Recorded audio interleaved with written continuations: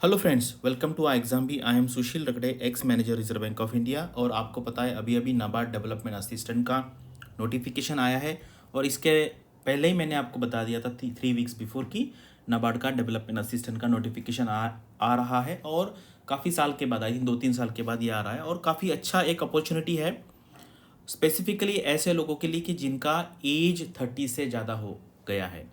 अगर आप देखेंगे जो इंडिया में जितने सारे आईबीपीएस के एग्ज़ाम्स होते हैं, बैंकिंग के हो या इंश्योरेंस के, उसमें जो असिस्टेंट यानी कि क्लरिकल लेवल का जो मैक्सिमम एज है जनरल कैटेगरी के लिए वो है 28। लेकिन ये नाबार्ड का डेवलपमेंट असिस्टेंट ये ऐसा एक जॉब है जहाँ पर मैक्सिमम एज यूआर कैटेगरी के लिए यानी कि जनरल कैटेगरी के लिए 35 है। वो तो ऑफिसर लेवल में भी 35 नहीं होता है, ऑफिसर का 30 होता है, ठीक है। लेकिन यहाँ पे 35। तो ऐसे जो स्टूडेंट्स हैं या जो जॉब कर रहे हैं कहीं पे, जैसे बैंक में है, कोई क्लर्क लेवल पे है, कोई पीओ लेवल पे है, स्केल 1 स्केल 2 भी मैंने देखे यहाँ पे अप्लाई करते हैं। और वो क्यों अप्लाई करते हैं वो भी मैं आपको यहाँ पर बता देता हूँ। तो यहाँ पर हम देखेंगे ये दो दो एग्ज़ाम हैं, ये एक्चुअली अलग अलग है, ठीक है। काफ़ी डिफरेंस है ये दोनों एग्ज़ाम में। अगर आप सिलेबस देखेंगे तो आपको पता चलेगा, मैं आपको एक्सप्लेन भी करता हूँ। तो हम यहाँ पर सिलेबस कंपेयर करेंगे, उसके बाद हम पैटर्न देखेंगे एग्जाम का, और इसका पढ़ाई कैसे करना ये भी हम देखेंगे। जॉब प्रोफाइल रिलेटेड मैं मुझे जितना पता है मैं आपको बताऊंगा, और सैलरी के बारे में भी मैं यहाँ पर बताऊंगा। तो मैंने देखा है टेलीग्राम चैनल पे कुछ लोग इसका मजाक बना रहे थे कि यार देखो सैलरी 32,000 है, ये क्या प्यून का जॉब है। तो ऐसे जो लोग हैं, आपको ऐसे लोगों से दूर रहना है। और जिनको लगता है ये वर्थ नहीं है वो छोड़ दीजिए। मतलब लोगों के पास हज़ारों रीज़न है कि ये एग्ज़ाम का प्रिपरेशन क्यों नहीं करना है। ऐसे हज़ारों रीज़न है, कोई भी नोटिफिकेशन आ गया तो वो निगेटिव बातें करना चालू कर देते हैं। आपको ऐसे लोगों से दूर रहना है। बहुत अच्छा जॉब है, मैंने देखा है कि आईबीएम जैसे काम करने वाले लोग यहाँ पे काम करते हैं, आईआईटीएन भी यहाँ पर काम करते हैं। हर एक के अलग अलग रीज़न हो सकते हैं, किसी भी जॉब को आप कम मत समझिए। आगे जाके आपको काफ़ी अच्छी अपॉर्चुनिटीज़ मिल सकती है, ठीक है। अगर आपके पास आईएएस का जॉब है तो आप डेफिनेटली ऐसे जॉब की तरफ नहीं देखेंगे। लेकिन आप ये वीडियो देख रहे हैं, इसका मतलब ये डेफिनेट है कि आप आईएएस ऑफिसर नहीं है। You are trying to get some job in the banking sector, in the regulatory body sector, ठीक है। ये जो रेगुलेटरी बॉडीज़ है, आरबीआई है, नाबार्ड है, सेबी है, आईआरडीए है, पीएफआरडीए है, ये सारी रेगुलेटरी बॉडीज़ है। इनके जॉब काफ़ी अच्छे होते हैं, ठीक है। तो इसके बारे में अभी हम देखेंगे। चलो हम वीडियो स्टार्ट करते हैं। ये देखो आरबीआई में हम इसको क्या कहते हैं, असिस्टेंट कहते हैं, ठीक है। बाकी सारी काफ़ी सारे बैंक्स में असिस्टेंट कहते हैं। कुछ लोगों को क्लर्क की वर्ड अच्छा नहीं लगता है। एसबीआई भी जे कहता है, जो जूनियर एसोसिएट कहता है। नाबार्ड है, नाबार्ड में इसको डेवलपमेंट असिस्टेंट कहते हैं। क्यों? क्योंकि national bank for agriculture and rural development, तो वर्ड में इसके डेवलपमेंट है, इसलिए उन्होंने सोचा होगा इसको हम डीए कहेंगे, डेवलपमेंट असिस्टेंट कहेंगे। तो ये नियर अबाउट सिमिलर जॉब है, नियर अबाउट सिमिलर जॉब है, ठीक है। मतलब अगर आप एक्चुअली नाबार्ड क्या था, आरबीआई का ही पार्ट था, ठीक है। अगर आप देखेंगे आईडीबीआई बैंक है, बाकी सारे बैंक में स्केल 1 स्केल 2 स्केल 3 है। आईडीबीआई में क्यों grade A grade B grade C है? क्योंकि आईडीबीआई भी पहले आरबीआई का पार्ट था, ठीक है। आईडीबीआई ये पहले आरबीआई का पार्ट था, उसको अलग किया है।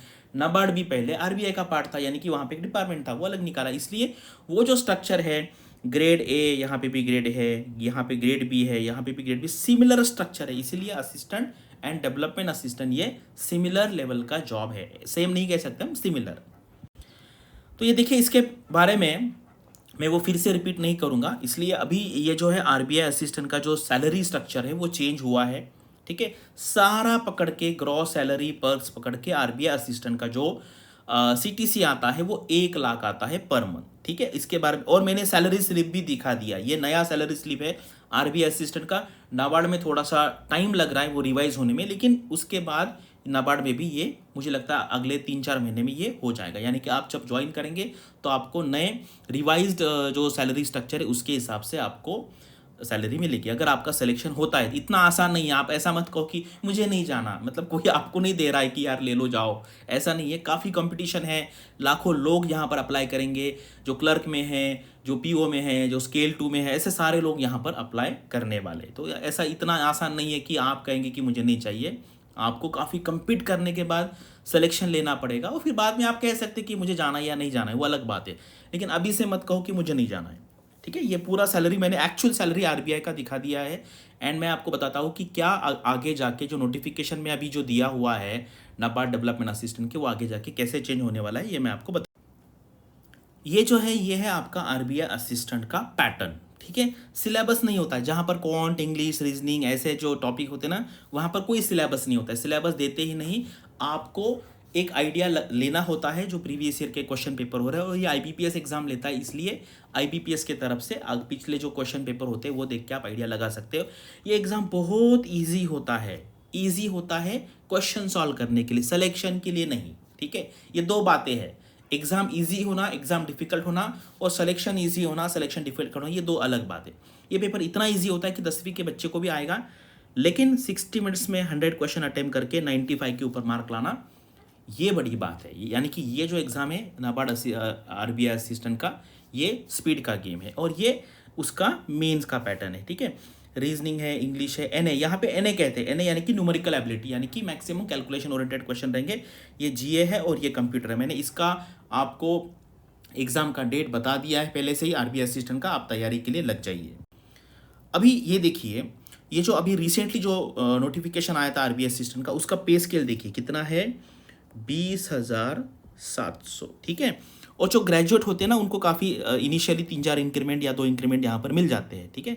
ग्रेजुएट जो होते हैं, आप सब ग्रेजुएट हो, पहले ये पुराना पैटर्न था, लेकिन अभी वो वैसा ही रखते हैं। ग्रेजुएट होने के बाद आपको ऑलरेडी, मतलब आप ज्वाइन करेंगे तो आपको 2-3 इंक्रीमेंट ऑलरेडी यहाँ पर मिल जाएंगे। तो ये देखिए, ये है अभी अपना आरबीआई असिस्टेंट का स्केल, याद रखिए 20,700, ठीक है, 20,700। और अभी ये पुराना वाला है, ठीक है। पुराना वाला क्या है, 13,150, 13,150 और 20,700, ये याद रखिए, ठीक है। क्यों, मैं आपको अगले स्लाइड में बताऊंगा। 13,150। तो अभी ये देखिए, नाबार्ड का भी नोटिफिकेशन आया है, डिटेल नोटिफिकेशन आएगा वेबसाइट पे, यहाँ पे एज 35, ये देख लो। ये देखो, मैं इसकी बात कर रहा था, ठीक है, 13,150 और 20,700, ठीक है। मैंने आरबीआई असिस्टेंट का दिखा दिया, पहले ये था, अभी ये चेंज हो गया है, तो ऑटोमेटिकली ये भी चेंज होने वाला है। अभी ये जो है बस 2-3 महीने की बात है, ये चेंज होके इतना होने वाला है।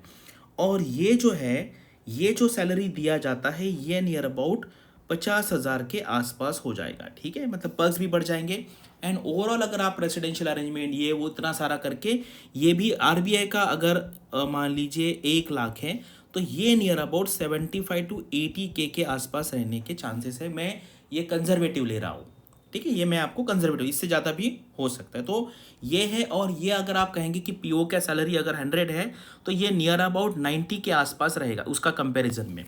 लेकिन ये जॉब अच्छा इसलिए है क्योंकि ये रेगुलेटरी बॉडी जॉब है, 4 से 5 साल में आप ग्रेड ए बन जाओगे, और तब ये सीटीसी जो है ये 15 लाख के आसपास हो जाएगा। अगर आपका विजन लॉन्ग टर्म है, आप लॉन्ग टर्म का देखते हैं, और आगे जाके आपको एग्ज़ाम की तैयारी करनी है, ठीक है, आरबीआई ग्रेड बी की तैयारी करनी है, लेकिन अगर आरबीआई के लिए आपका फिर एज, उस एज ब्रैकेट में आप बैठने चाहिए, ठीक है, उसमें यहाँ पे एज रिलैक्सेशन नहीं मिलेगा। और नाबार्ड में भी ग्रेड ए में 35 के आसपास आपका मैक्सिमम एज लिमिट है, और ग्रेड ए में आपको 30 है, तो वो थोड़ा सा आपको ध्यान में देखना पड़ेगा। और अगर आपको यूपीएससी का प्रिपरेशन करना है, स्टेट पीसीएस का प्रिपरेशन करना है, या इसी ऑर्गेनाइजेशन में लॉन्ग टाइम रहना है, तो भी आप डीएसए लेके आप डीजीएम तक पहुंच सकते हैं, या बहुत ही ब्रिलियंटली परफॉर्म करेंगे तो आप जीएम भी यहाँ पर बन सकते हैं। तो इसलिए मैं कह रहा हूँ कि ये जॉब बहुत अच्छा है। मैंने देखा है आईआईटीएन से, सॉफ्टवेयर कंपनी में, माइक्रोसॉफ्ट में काम करने वाले, आईबीएम में काम करने वाले लोग भी यहाँ पे गए, जिनको सिक्योरिटी चाहिए और जिनको गवर्नमेंट जॉब अच्छा लगता है,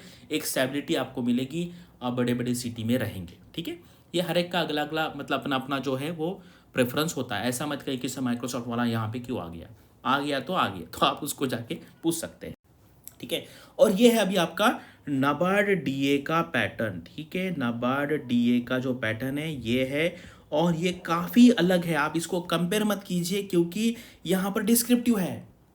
आरबीआई असिस्टेंट में डिस्क्रिप्टिव नहीं है, यानी कि जिसको एक वर्ड भी टाइप करने नहीं आता है वो आरबीआई असिस्टेंट बन सकता है, लेकिन डेवलपमेंट असिस्टेंट नहीं बनेगा, क्योंकि यहाँ पर आपको ऐसे लिखना है, आपको यहाँ पर प्रेसिज लिखना है, यहाँ पर आपको रिपोर्ट राइटिंग है, या आपको यहाँ पर लेटर राइटिंग है। ये जो सारे टॉपिक्स होते हैं ये नाबार्ड ग्रेड ए में होता है, आरबीआई ग्रेड बी में इस सिमिलर टाइप का पैटर्न यहाँ पर होता है। यानी कि ये अलग एग्ज़ाम है। उसके बाद यहाँ पर जो जनरल अवेयरनेस है उसमें आपको एग्रीकल्चर है, रूरल डेवलपमेंट है, बैंकिंग पे फोकस करना पड़ेगा। और अगर आप देखेंगे मेंस का जो आपका सिलेक्शन है, ये देखो ये दो टॉपिक तो सबको आते हैं, जो प्रीलिम पास करेंगे वो सब यहाँ पे आ जाएंगे, लेकिन इसमें और आपका इसमें यानी कि 100 मार्क्स जो है वो आपके डिसाइडिंग होने वाले। तो अगर आपको नाबार्ड डीए का जॉब चाहिए तो आज से ही आपको इस पे फोकस करना पड़ेगा, क्योंकि ये जो है ये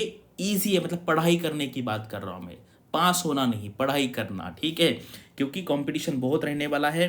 साइमल्टेनियसली आप क्यूआरई की तैयारी कीजिए और इसको भी फोकस कीजिए, डिस्क्रिप्टिव राइटिंग का थोड़ा थोड़ा प्रैक्टिस करना चालू कीजिए, क्योंकि यहाँ पे ज़्यादा टाइम आपको नहीं मिलने वाला है प्रीलिम के साथ। तो इसलिए नाबार्ड डीए आप आरबीआई असिस्टेंट से कंपेयर प्रीलिम के लेवल पे कर सकते हैं, लेकिन मेंस पे यहाँ पर नहीं है। और यहाँ पे थोड़ा सा इंग्लिश को वेटेज ज़्यादा है, 40 मार्क्स कर दिया है यहाँ पर। और आरबीआई असिस्टेंट में इंग्लिश को 30 होते हैं, आपको पता है, एंड न्यूमेरिकल एबिलिटी को 35, रीजनिंग को 35 होते हैं। तो ये भी इसमें चेंज है। जो लोगों का इंग्लिश वीक है उनको ये वार्निंग है, क्योंकि प्रीलिम्स में भी इंग्लिश का वेटेज है और मेंस में भी इंग्लिश का वेटेज है, ठीक है। इसलिए ये पैटर्न अच्छे से समझिए, आज से ही प्रिपरेशन चालू कीजिए। बैंकिंग में मुझे पता है, बैंकिंग में लोग बहुत परेशान हैं, वहाँ से बाहर निकलना चाहते हैं, लेकिन लोगों का एज हो चुका है, इसलिए वो वहाँ पे अटके पड़े। तो ये एक अच्छी अपॉर्चुनिटी है, इसको बिल्कुल आपको छोड़ना। और ये जो स्लाइड है मैंने फिर से यहाँ पे लाई है, क्योंकि यहाँ का जो आपका एलिजिबिलिटी है एनी ग्रेजुएट विथ 50%, मुझे लगता है आप में से सब लोग हो जाएंगे, ठीक है। ये है आपका एज, हिंदी का भी आया है, हिंदी का भी देख लीजिए। यहाँ पर ग्रेजुएशन में अगर हिंदी सब्जेक्ट है तो यहाँ पर आप कर सकते हैं। और ये मैंने आपको एक्सप्लेन कर दिया है, ये पुराना स्ट्रक्चर है, इस पर मत जाइए। और मैं तो कहता हूँ अगर 32 होगा तो भी जाना बन जाएगा, ठीक है, क्योंकि आगे जाके बहुत अच्छी अपॉर्चुनिटी है। 5 साल असिस्टेंट पे निकाल दीजिए, उसके बाद आप मैनेजर, असिस्टेंट मैनेजर बन जाएंगे, जो कि बहुत अच्छा जॉब है नाबार्ड जैसे ऑर्गेनाइजेशन में। और यहाँ पर अगर आपको हमारा अरबी नाबार्ड असिस्टेंट का, डेवलपमेंट असिस्टेंट का कोर्स ज्वाइन करना है तो आप डायरेक्टली ज्वाइन कर सकते हैं, या इस नंबर पे कॉल करके आप कोर्स के बारे में एडेड इन्फॉर्मेशन ले सकते हैं। यहाँ पर जाइए और प्रीवियस ईयर के क्वेश्चन पेपर देख लीजिए।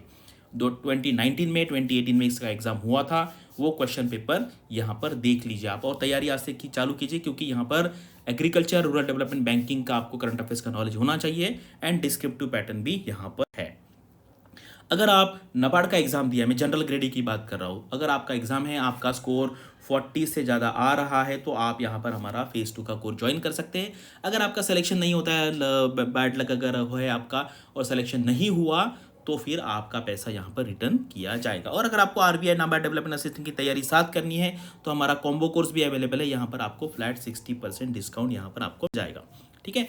क्या क्या फीचर्स हैं हमारे कोर्स के, यहाँ पे आप यहाँ पे देख सकते हैं। तो बस मुझे यहाँ पर यही बताना था कि आप कुछ लोगों ने इस जॉब का मजाक उड़ाया था, वो बिल्कुल अच्छी बात नहीं है। बाकी लोगों को डिमोटिवेट हमें नहीं करना है। तो ये जो इन्फॉर्मेशन है आपके जितने सारे फ्रेंड्स हैं उनको आप दे दीजिए। And thank you for watching this video, and all the best for your studies and upcoming examinations.